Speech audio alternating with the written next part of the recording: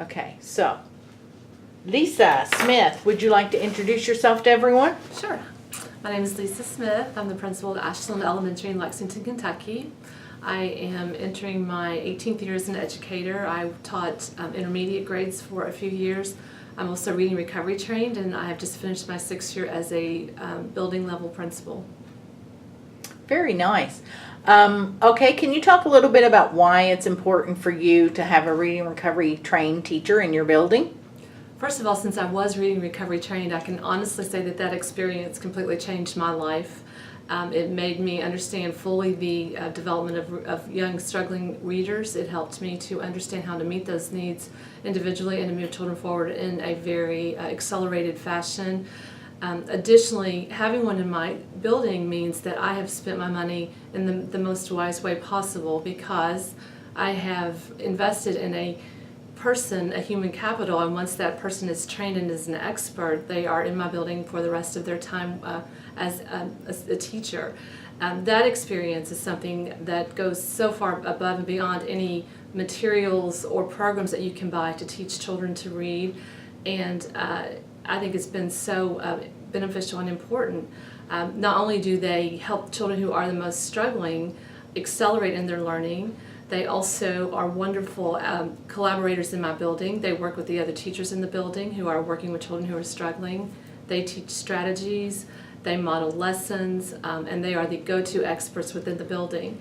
In my personal perspective, putting money and investing in people and professional learning and training for the long stretch of a career is the most important place to place your money, and they have been an invaluable part of my team. Very good. And then can you talk a little bit about, is there anything about the reading recovery training model that you feel like supported you as a professional to move into a leadership role? Absolutely. That training was the most intense year of my life, and it was the best year of training I've ever had. And I've had several different types of training, both as an administrator and as a teacher. It empowered me to understand the process of reading. It gave me the opportunity to see results with children and to feel that I knew the next decision to make for a student who was struggling. It gave me the tools and information I needed to coach other teachers as they're working with children who are struggling. And then as an instructional leader, it lets me go into a classroom, watch a child read, and I can really help my teachers to understand next steps, what might be happening with this child. Hands down, the best training of my experience to this point. Wonderful. Okay, and can you talk a little bit about how different ways that your reading recovery teacher collaborates with your classroom teacher or with anyone in your building, really? Sure. They have done several trainings on using running records and analyzing running records to diagnose reading difficulties. They have modeled lessons for teachers who are struggling, and just this year one of my teachers said the best experience this year was watching a reading recovery teacher teach, because she learned so much by watching how she worked with the student who was struggling.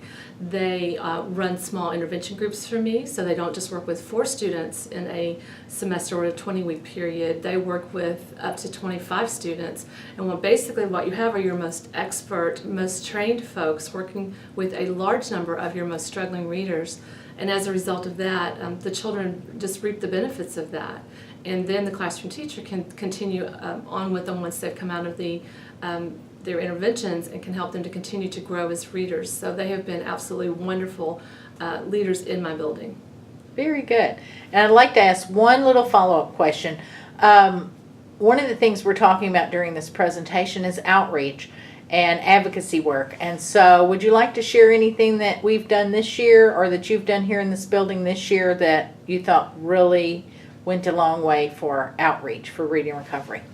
Well, I know one thing that we did is we did have our state senator come in and watch a reading recovery lesson, because as everyone knows, the money comes from the state government, so therefore we do have to advocate our needs to those who are making those important decisions. And we made it very clear to him the importance of having this expert in the building.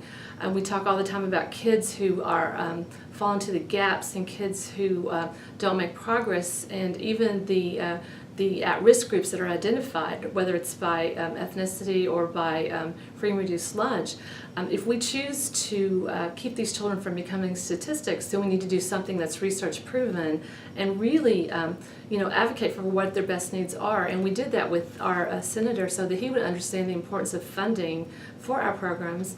Again, you can buy a boxed program, which will be good for a year or two, potentially, but the reality is that the best place to put your money is human capital to build the capacity with your experts. An expert, once they're trained, is always an expert. Therefore, you have them when you need them. And we'll continue to advocate for what we need here. Wonderful. Thank you so much.